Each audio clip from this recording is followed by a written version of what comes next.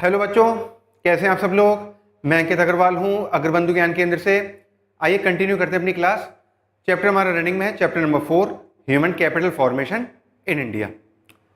देखिए, previous lecture में हमने primary education, upper primary, importance, sources, ये सारी बातें हमने समझी थी ह्यूमन कैपिटल के। अब आगे बढ़ते हैं। हेडिंग डालेंगे importance and objectives of education. Education की इंपॉर्टेंस और पर्पस क्या है। तो पहला पर्पस पॉइंट वाइज लिखेंगे, इसके अंदर कुछ नहीं लिखेंगे, जनरल टर्म्स है। Education produces responsible citizen. Responsible, जिन्हें अपनी जिम्मेदारियों का एहसास है, पढ़े लिखे लोग। देखिए, लिख लीजिए पहला पॉइंट। आगे बढ़ते हैं। Next importance, education develops science and technology. Education से ही डेवलप हो पाएगा। अनएजुकेटेड लोग तो इस फील्ड में कुछ कर ही नहीं पाएंगे। और फ्यूचर में अगर ग्रोथ करनी है, इंटरनेशनल मार्केट में अगर कॉम्पिटिटिव रहना है, ठीक है ना, एनिमी कंट्रीज से बचना है, तो साइंस एंड टेक्नोलॉजी में तो आगे बढ़ना ही पड़ेगा। देखिए, लिख लीजिए सेकंड पॉइंट। आगे बढ़ते हैं। Next is it facilitates use of natural resources. वो हमने पढ़ा था ना इंपॉर्टेंस में, role of human capital formation में, कि फिजिकल कैपिटल का बेटर यूज कर सकते हैं, एसेट्स का बेटर यूज कर सकते हैं। वो तभी कर पाएंगे जब एजुकेटेड लोग होंगे। अनएजुकेटेड होंगे तो कुछ इस तरीके से होगा, इनपुट ज्यादा आउटपुट कम निकलेगा। तो लिख लीजिए तीसरा ऑब्जेक्टिव। आगे बढ़ते हैं। Next importance, it expends mental horizon of the people. Mental horizon मतलब दिमाग फिर लॉजिक्स पे ज्यादा बेस होता है, ना कि ब्लाइंड फेथ पर। साइंटिफिक तरीके से हम काम करने की कोशिश करते हैं, ना कि ट्रायल एंड एरर पे। लिख लीजिए। आगे बढ़ते हैं। Next objective, it helps in economic development. सब लोग पढ़े लिखे होंगे, सब लोग एजुकेटेड होंगे, ज्यादा से ज्यादा लोग अगर एजुकेटेड होंगे तो इकोनॉमिक ग्रोथ के साथ साथ इकोनॉमिक डेवलपमेंट भी देखने को मिल सकता है। ग्रोथ में तो केवल और केवल जीडीपी बढ़ रही है, और डेवलपमेंट में क्या है, लोगों का स्टैंडर्ड ऑफ लिविंग भी अपलिफ्ट होगा, पॉवर्टी कम होगी, है ना। लिख लीजिए। आगे बढ़ते हैं। इंपॉर्टेंस और ऑब्जेक्टिव्स तो और भी है, लेकिन मेन हमने 4-5 लिख लिए, ठीक है ना। अब देखिए आगे बढ़ते हैं नेक्स्ट टॉपिक की heading, need for state intervention in education. State का मतलब है गवर्नमेंट। एजुकेशन के मामले में, एजुकेशन और हेल्थ दोनों लिख लो, एजुकेशन एंड हेल्थ। एजुकेशन में भी और हेल्थ में भी गवर्नमेंट का डायरेक्ट इंटरवेंशन बहुत जरूरी है। क्यों जरूरी है, कुछ पॉइंट समझते हैं। देखिए, पहला है huge investment.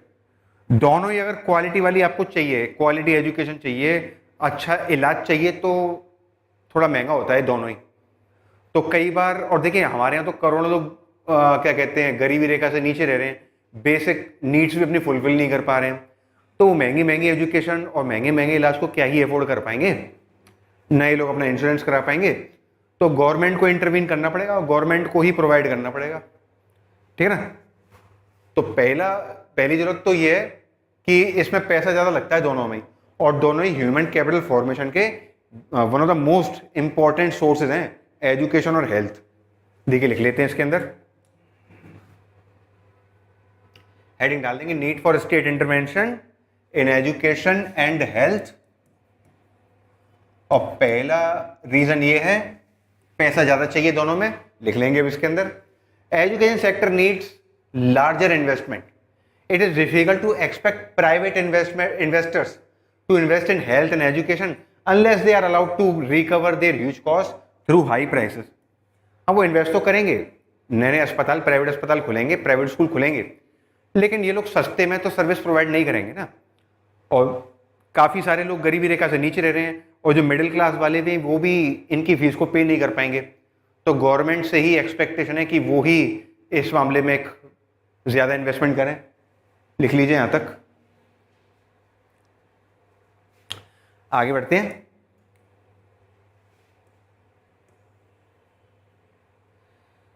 Second facilitates affordability, पहले वाले पॉइंट से रिलेटेड है।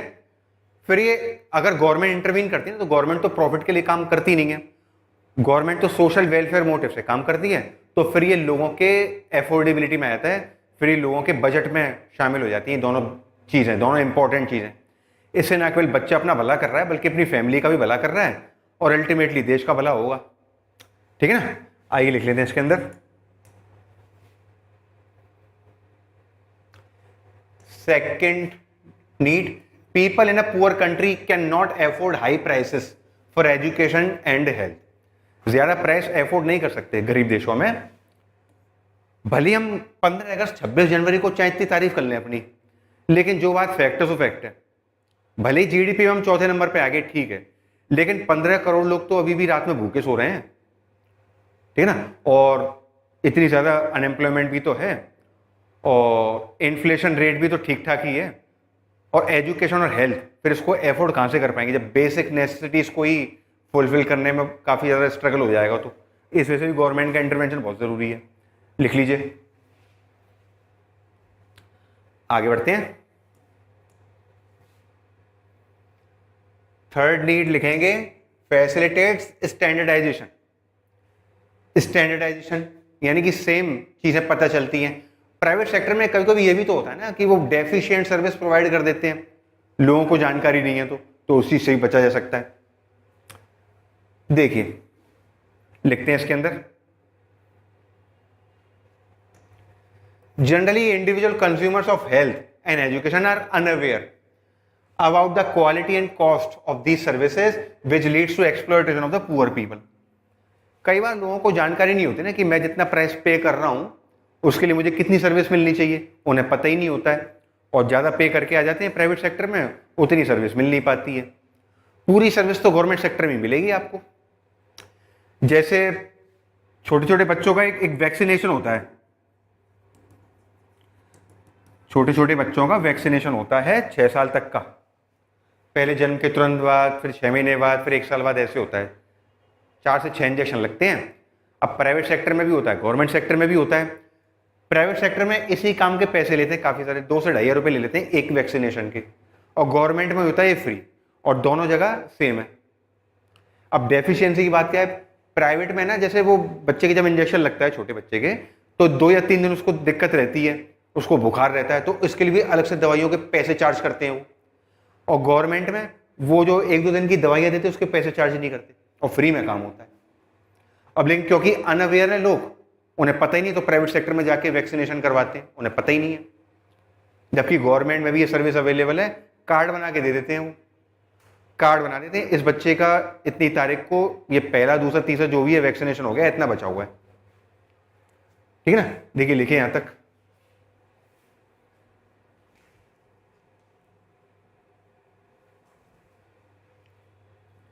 आगे बढ़ते हैं, हेडिंग को कंप्लीट करेंगे। Government intervention is to ensure that these service providers follow stipulated standards. और गवर्नमेंट ना केवल फ्री में सर्विस प्रोवाइड कर रही है, एफोर्डेबल तरीके से प्रोवाइड कर रही है, बल्कि इस बात को भी इंश्योर करने की कोशिश करती है गवर्नमेंट कि हमारी देखी देखा फिर प्राइवेट सेक्टर भी पूरी सर्विस प्रोवाइड करें, या हमारी वजह से लोगों को पता चले कि कितनी सर्विस मिलती है, क्या प्राइस है उसका। इसके लिए गवर्नमेंट ने, एक तो मैंने गवर्नमेंट हॉस्पिटल का एग्जाम्पल दे दिया, गवर्नमेंट स्कूल्स भी हैं, इसके अलावा और भी हैं एग्जाम्पल हो सकते हैं जो कि गवर्नमेंट कोई सर्विस प्रोवाइड कर रही है और प्राइवेट सेक्टर में वो सर्विस डेफिशिएंट तरीके से मिल रही है। ठीक है ना, देखिए लिख लीजिए इसको।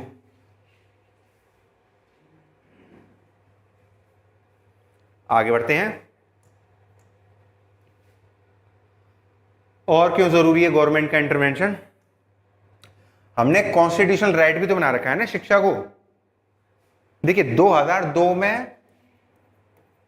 में एक 86th अमेंडमेंट हुआ कॉन्स्टिट्यूशन में, उसमें हमने आर्टिकल 21A जोड़ दिया।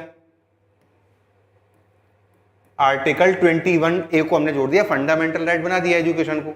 लेकिन एजुकेशन में तो पैसे लगते हैं ना, तो प्राइवेट सेक्टर तो पैसे चार्ज करेंगे, तो अगर जमीन पे इसको अप्लाई करना है तो गवर्नमेंट को तो इंटरवीन करना ही पड़ेगा।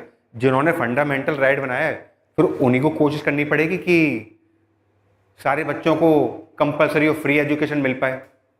इसके लिए और इस राइट को एनफोर्स करने के लिए 2009 में एक एक्ट भी पास हुआ था पार्लियामेंट में, right to education act. Apply ये 2010 से हो गया था, 1 अप्रैल 2010 से पास हुआ था 2009 में।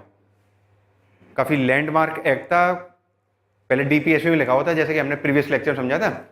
फिर हम भी उन देशों में शामिल हो गए जो कि एजुकेशन को फंडामेंटल राइट बना रहे हैं, कंपलसरी बना रहे हैं, फ्री प्रोवाइड कर रहे हैं एजुकेशन, एलिमेंट्री एजुकेशन। उन 135 देशों में हम शामिल हो गए।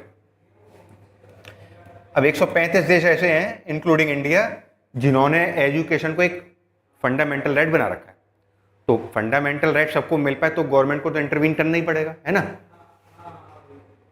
देखो ये सब हिंट्स लिख लो, अब इस हेडिंग के अंदर लिख लेते हैं।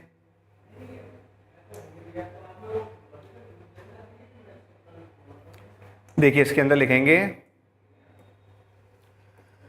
When basic education and health is considered as rights of citizens, then the government needs to make provision for free of cost education and health services, at least for the backward sections of the society. तो education का तो हमने समझ लिया कैसे free कर रहे हैं, 8th क्लास तक की एजुकेशन, एलिमेंट्री एजुकेशन। हेल्थ को भी इन्होंने फ्री किया है आयुष्मान स्कीम ला करके, लेकिन ये सबके लिए नहीं है। आयुष्मान स्कीम सबके लिए नहीं है, वो 2011 की जनगणना के बेस पे उन्होंने खुद ही लोग सिलेक्ट कर लिए। हाँ 5 लाख फैमिली इसमें कवर है, टोटल 50 लाख लोग इसमें कवर होते हैं। सॉरी 5 लाख रुपए का इलाज कवर है, 5 करोड़ फैमिली कवर है, तो 50 करोड़ लोग इस इंश्योरेंस में कवर हो जाते हैं लमसम, ठीक है ना। तो अगर फ्री में इलाज कराना तो सीनियर सिटीजन का क्या रहेगा, सीनियर सिटीजन चाहे किसी भी बिलोंग करे, चाहे अमीर हो चाहे गरीब हो, सीनियर सिटीजन का इलाज इसमें फ्री में होता है आयुष्मान स्कीम में। देखिए लिख लीजिए, राइट टू एजुकेशन एक्ट आया 2009 में और आयुष्मान स्कीम आई थी 2018 में। देखिए आगे बढ़ेंगे। तो देखिए सरकार को क्यों इंटरवीन करना जरूरी है एजुकेशन और हेल्थ में, ये हमने कुछ पॉइंट हमने समझे जो बिल्कुल इस बात को स्ट्रांगली कहते हैं कि हाँ सरकार को तो इंटरवीन करना ही पड़ेगा, नहीं तो फिर काम नहीं चलेगा। कौन कौन से पॉइंट है वो, ह्यूज इन्वेस्टमेंट, पैसा ज्यादा लगता है, अच्छी एजुकेशन अच्छी हेल्थ में, फैसिलिटेट्स एफोर्डेबिलिटी, फिर ये लोगों के बजट में आ जाती हैं ये चीजें, नहीं तो फिर ये लग्जरी आइटम माने जाएंगे फिर तो। फैसिलिटेट्स स्टैंडर्डाइजेशन, पे प्राइवेट सेक्टर की धोखाधड़ी से भी बचा जा सकता है। कॉन्स्टिट्यूशनल राइट भी तो है हमारा ये, बच्चों का ये, और कॉन्स्टिट्यूशन का राइट है तो उसको प्रोटेक्ट करने का रेस्पॉन्सिबिलिटी भी गवर्नमेंट की बनती है। तो इस वजह से गवर्नमेंट को इंटरवीन भी करना चाहिए इसमें। देखिए लिख लीजिए,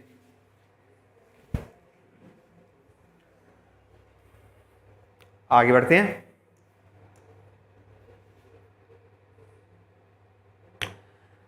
वो कर दिया सब बातें ठीक है, लेकिन अब थोड़ा किताबों से हट करके, हालांकि ये भी किताब का हिस्सा है, तो देख लेते हैं हकीकत में गवर्नमेंट कितना खर्च कर रही है और कितना खर्च करना चाहिए, वो देख लेते हैं। तो देखिए गवर्नमेंट एक्सपेंडिचर ऑन एजुकेशन कुछ देखते हैं।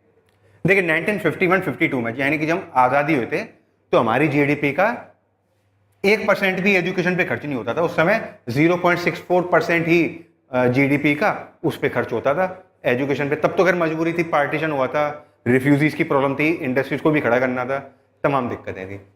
फिर देखिए अब 7-8 में आ जाओ, और देखिए बाद में ना 1964 में एक कोठारी कमीशन बना था,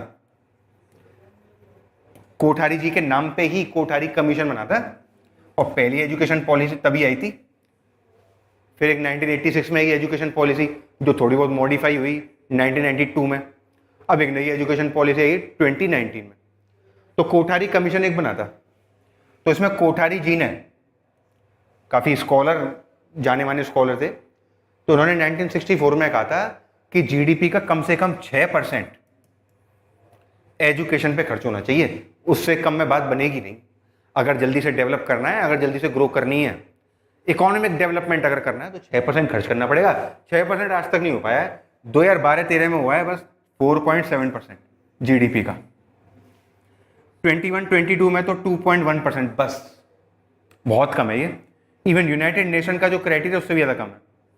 और 23-24 में 2.9% खर्च हुआ है। और पिछले साल के बजट में एजुकेशन पे जो रुपए अलॉट किए थे इतने ही परसेंट था, लगभग 2.93% के बीच में। और कितने रुपए अलॉट किए थे? लगभग 1,30,000 करोड़ रुपए। 1,30,000 करोड़ रुपए। पिछले साल से 10,000 करोड़ रुपए ज्यादा है ये। लेकिन ये 1,30,000 करोड़ रुपए 28 राज्यों और 8 वो यूनियन टेरिटरीज में डिवाइड होने, तो क्या ही मतलब वो हो पाएगा इसमें। हालांकि एजुकेशन सेस और वो SHEC भी लगना चालू हो गए थे, EC और SHEC, ये वर्ड आपने नहीं सुने होंगे, ये इनकम टैक्स में सुनने को मिलते हैं। जो लोग इनकम टैक्स पे करते हैं ना वो जानते हैं ये क्या होता है। ये 0.1%, 0.2% ऐसे चार्ज होता है ये। तो एजुकेशन पे खर्चा करने के लिए गवर्नमेंट को अलग से पैसा चाहिए, तो वो यहाँ से जो पैसा कलेक्ट होता है 0.1%, 0.2%, यहाँ से पैसा कलेक्ट होता है ये। तो देखिए ये 1,30,000 करोड़ रुपए 28 स्टेट्स में और जो 8 यूनियन टेरिटरीज हैं उनमें डिवाइड होना है, तो सबको क्या ही मिलेगा इसमें। और जो प्राइवेट इन्वेस्टमेंट है वो लगभग 5.5 लाख करोड़ है। गवर्नमेंट का बजट है 1,30,000 करोड़, वो एजुकेशन पे खर्च कर रहे हैं 1,30,000 करोड़, और जो प्राइवेट इन्वेस्टमेंट है वो है 5.5 लाख करोड़। प्राइवेट स्कूल्स बढ़ते जा रहे हैं, गवर्नमेंट स्कूल्स घटते जा रहे हैं, ये चिंता की बात है। पहले स्टेट लिख लो फिर और डिस्कस करते हैं।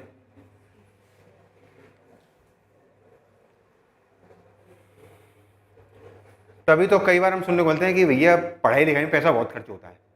वो यही रीज़न है, सरकार की तरफ से कुछ खास इसमें स्पेशल तो वो दिखाई दे नहीं रहा है एजुकेशन पे। और एजुकेशन तो बिल्कुल बेसिक है। फ्यूचर में अगर ग्रो करनी है, करंट में ग्रोथ होती रहे लेकिन फ्यूचर में भी ग्रोथ को बनाए रखना है, तो एजुकेशन, रिसर्च एंड डेवलपमेंट ये तो बहुत ज़रूरी है। तो उस पर तो GDP का बहुत ही कम खर्च कर रही है गवर्नमेंट। देखिए आगे बढ़ते हैं। देखिए लिखेंगे जरा इसमें, टेबल तो हमने बनाई थी।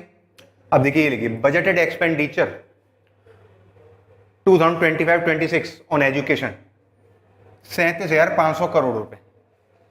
और ये 37,500 करोड़ है ना, उस पे है ये, सर्व शिक्षा अभियान पे है ये, सर्व शिक्षा अभियान, उस पे है ये पैसे। 37,500 करोड़ रुपए। ये सर्व शिक्षा अभियान 2002 में लॉन्च हुआ था। इसका वो टाइटल भी है, सब पढ़ें सब बढ़ें। इसका एक गाना भी बहुत अच्छा लॉन्च किया था गवर्नमेंट ने, आज भी बहुत अच्छा लगता है। आज आप देखना यूट्यूब पे क्या कहते हैं, स्कूल चलें हम, ऐसे सर्च कर लेना, स्कूल चलें हम। काफ़ी अच्छा गाना है, 2-2.5 मिनट का गाना है, बहुत अच्छा गाना है। गवर्नमेंट की तरफ से रिलीज हुआ था उस समय, उस जमाने में। तो सर्व शिक्षा अभियान के तहत 37,500 करोड़ रुपए दिए इन्होंने, जो कि 28 स्टेट्स और आपकी 8 यूनियन टेरिटरीज में डिवाइड होना है। तो क्या ही इससे फंडामेंटल राइट गवर्नमेंट पूरा कर पाएगी। और प्राइवेट लोग तो पैसे चार्ज करेंगे ना। और देखिए private investment, private expenditure on education 2019-20 का ही 5.5 लाख करोड़। मैंने इस वजह से बोला था कि देखो 2019-20 में कितना खर्चा है, 5,14,763 करोड़ रुपए 2019-20 में। और आज के टाइम पे तो 5.5 लाख करोड़ से आराम से होगा। नोएडा में आप देखते होंगे कॉलेज कैसे खुले हैं, परचूनी की दुकान की तरह, प्राइवेट कॉलेजेस हैं वो सारे के सारे। तो प्राइवेट एक्सपेंडिचर बढ़ता जा रहा है, गवर्नमेंट एक्सपेंडिचर उतनी रेट से नहीं बढ़ रहा है। देखिए लिख लीजिए इसको,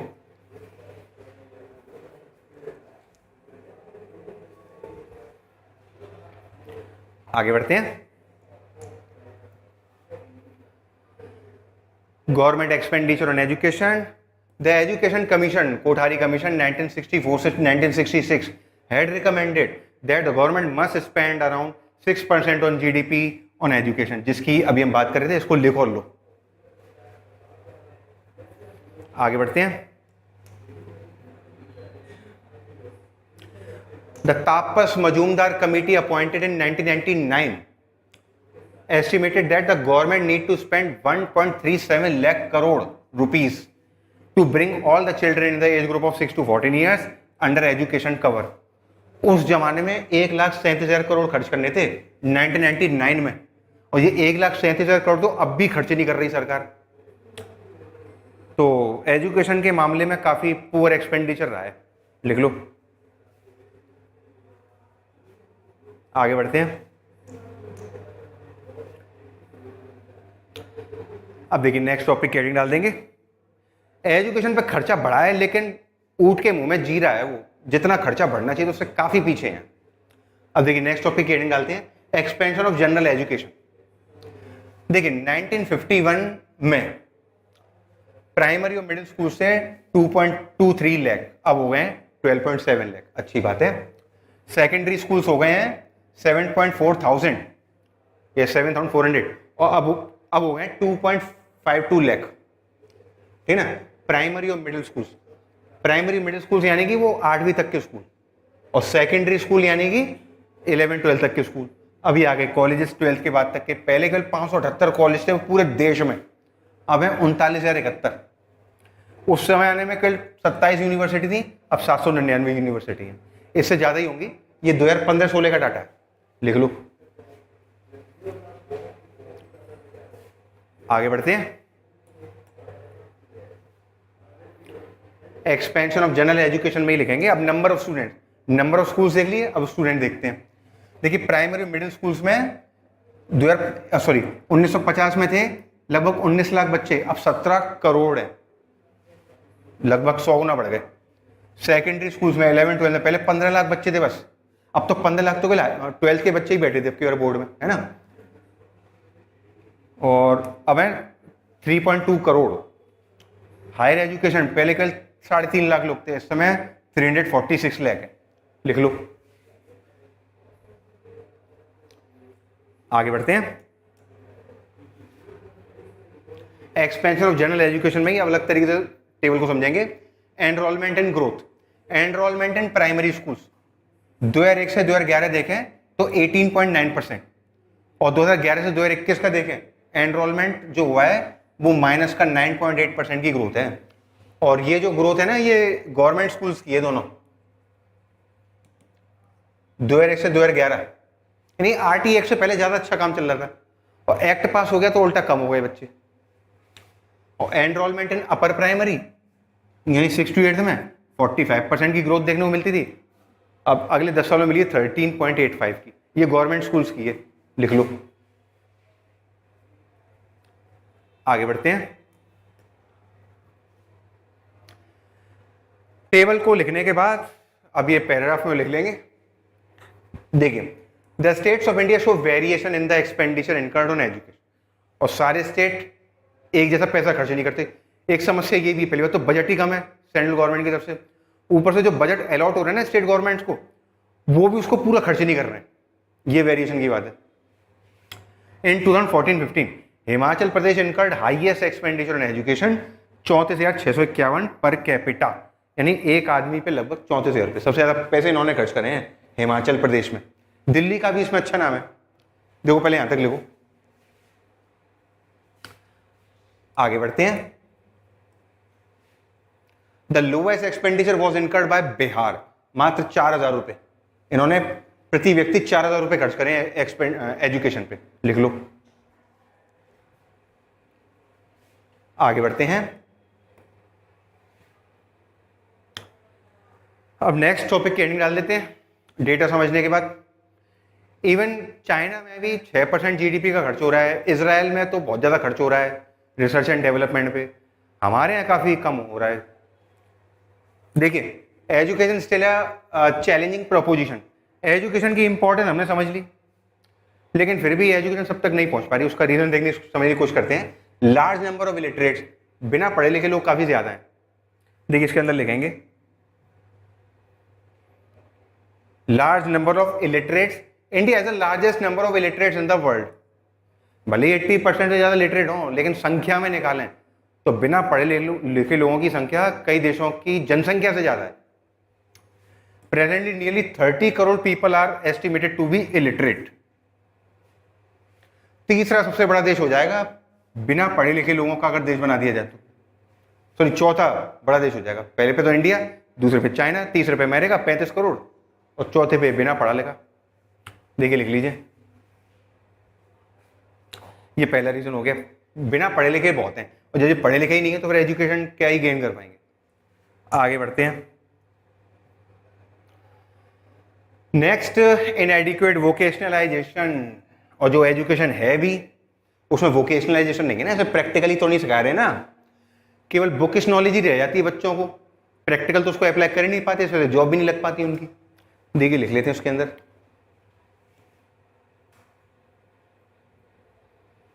देखिए, education continues to be largely degree oriented, vocationalisation of education is still a far cry. हालांकि हर एक्सरसाइज के पीछे बुक में वो डू इट योर सेल्फ और इस तरह से लिखा होता है, लेकिन वो करता ही कौन है ना। As a result the rate of unemployment among the educated youth is trending up, और ये रेट ऑफ अनएम्प्लॉयमेंट लगातार बढ़ता ही जा रहा है, लिख लो। तो इससे अनएम्प्लॉयमेंट वाले चैप्टर का भी कनेक्शन मिल रहा है। एजुकेशन जरूर बढ़ गई है लेकिन वो डिग्री ओरिएंटेड है, वोकेशनलाइजेशन तो है नहीं ना उसमें, तो क्योंकि स्किल नहीं मिल पा रहा है तो उनकी जॉब भी नहीं लग पा रही बच्चों की। देखिए आगे बढ़ते हैं अब। जेंडर वाइज, और देखिए जो पढ़ना चाहते हैं उनको पढ़ने नहीं दे रहे। गर्ल्स काफी इस समय अच्छा कर रही हैं पढ़ाई लिखाई में, हर फील्ड में। आप देखना हर साल का रिजल्ट देखना सीबीएसई का, इवन आईसीएसई का, हर बार लड़कियां ही टॉप करती हैं। तो जो पढ़ना चाहते हैं उनको पढ़ने नहीं देता समाज, तो ये और दिक्कत है जेंडर वाइज। देखिए इसके अंदर लिखेंगे, there is still a significant gender bias in offering opportunities of education to male and female children. कई बार ऐसा होता है हायर एजुकेशन पे ना, हायर एजुकेशन आते आते उनकी एजुकेशन ही छुड़वा देते हैं। इसे तो हायर एजुकेशन पे फीमेल पार्टिसिपेशन केवल 1 या 2% है बस, और जिनका पढ़ने में मन नहीं है उन पे खूब पैसा खर्च कर रहे हैं पेरेंट्स, ठीक है ना। देखिए आगे लिखेंगे, the enrolment ratio is relatively low for the female candidates and the drop out ratio is considerably high. Participation कम है और जो पढ़ भी रही है तो उनका ड्रॉप आउट रेशियो भी ज्यादा है। ड्रॉप आउट मतलब बीच में ही पढ़ाई लिखाई छोड़ देना, लिख लो। आगे बढ़ते हैं। नेक्स्ट, लो रूरल एक्सेस लेवल। गांव में स्कूल तक पहुंच भी तो नहीं है। हालांकि जो आरटीई एक्ट था 2009 का, उसका सेक्शन 19 में लिखा हुआ था, लिखा हुआ है अभी भी, कि जो स्कूल है ना, primary school, upper primary school walking distance में होनी चाहिए। वॉकिंग डिस्टेंस का मतलब भी उन्होंने लिखा है, जो प्राइमरी स्कूल है वो 1 किलोमीटर के अंदर अंदर होना चाहिए घर से, और जो अपर प्राइमरी वाले स्कूल है 6 to 8 वाले, वो 3 किलोमीटर से ज्यादा ऊपर नहीं होने चाहिए। लेकिन गांव में तो बहुत दूर दूर होते हैं स्कूल। कई बार आपने सुना भी होगा, किताबों पढ़ा भी होगा, नदी पार करके स्कूल जा रहे हैं, जंगलों को क्रॉस करके जा रहे हैं डेली, सुबह से शाम तक तो स्कूल में ही लग गए। इवन शास्त्री जी का भी तो हमने पढ़ा है बचपन में, वो नदी पार करके स्कूल जाते थे डेली, क्योंकि नाव वाले को देने के लिए वो चवन्नी नहीं होती थी। तो देखिए लिख लेंगे इसके अंदर,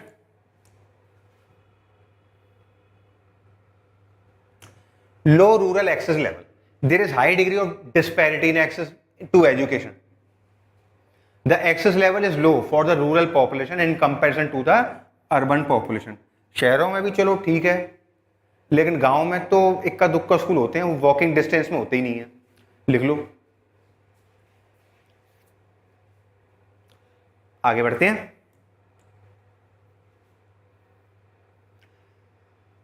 प्राइवेटाइजेशन। अब क्योंकि सरकारी स्कूलों में बेसिक इंफ्रास्ट्रक्चर की कमी है, क्वालिटी की कमी है, तो लोग प्राइवेट सेक्टर की तरफ ज्यादा भाग रहे हैं, और प्राइवेट सेक्टर में कब तक अफोर्ड कर पाएंगे। कई बार आपने अपने रिलेटिव में भी सुना होगा, महंगे महंगे स्कूल में दाखिला करा तो दिया जोश जोश में आकर के, फिर अगले साल ही बच्चे को निकाल दिया। पहले तो अपने बच्चों को खूब महंगे महंगे स्कूल में करा दिया, खूब महंगी महंगी फीस है शान में कि मेरा बच्चा उसमें पढ़ता है, और वो फीस ज्यादा अफोर्ड नहीं कर पाए तो निकाल दिया वहां से, ठीक है ना। और सरकारी स्कूल में कई बार छत भी नहीं होती, टॉयलेट्स भी नहीं होते, तो इस वजह से लोग प्राइवेट सेक्टर की तरफ मजबूरी में जाना ही पड़ता है। देखिए लिखेंगे इसमें,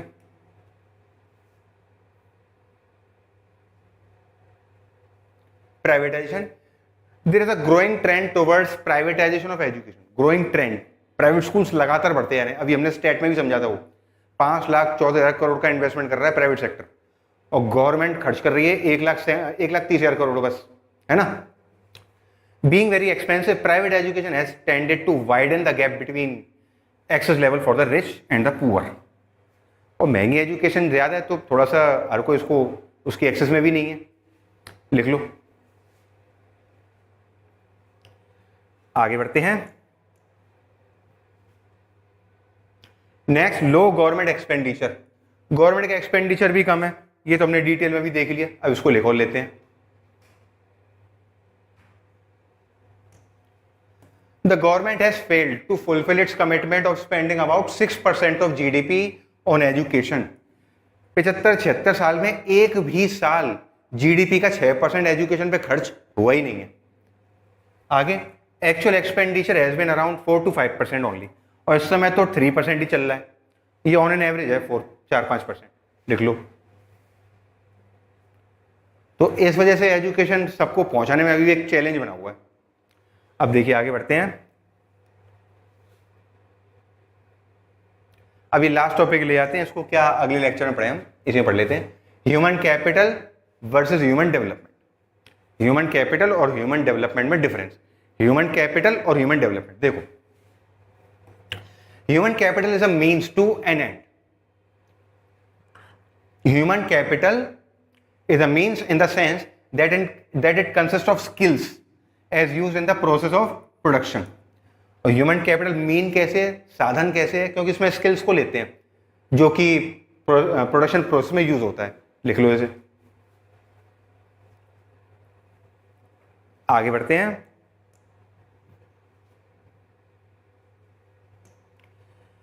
और ह्यूमन कैपिटल में ही it consist of know how, abilities and expertise use as input in the production activity.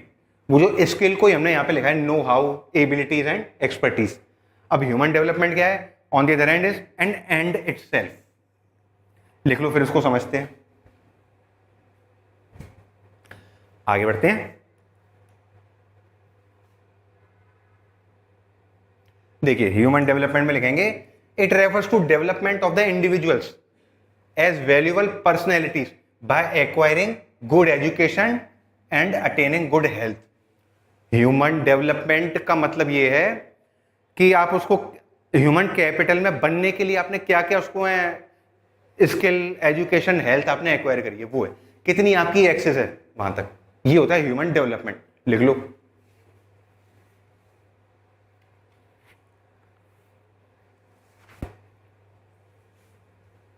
आगे बढ़ते हैं। एक आपने एसडीआई रैंक भी सुनी होगी, ह्यूमन डेवलपमेंट इंडेक्स, वो देखेंगे भी आगे।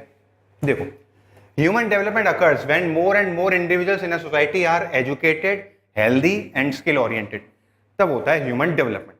जब ज्यादातर लोग एजुकेटेड हैं तो अपना अपना डेवलपमेंट कर पाएंगे ना, वो हेल्दी है और स्किल ओरिएंटेड है तो, और अपना डेवलप कर पाएंगे तो फिर इससे एक स्टॉक क्रिएट होगा स्किल्ड एंड एक्सपर्टीज पीपल का, उसी को बोलते हैं ह्यूमन कैपिटल, लिख लीजिए। आगे बढ़ते हैं। अब देखिए इंडिया की रैंक देख लेते हैं ह्यूमन डेवलपमेंट इंडेक्स में। ये यूनाइटेड नेशन जारी करता है, ये रैंक 0 से लेके 1 के बीच में रैंक दी जाती है।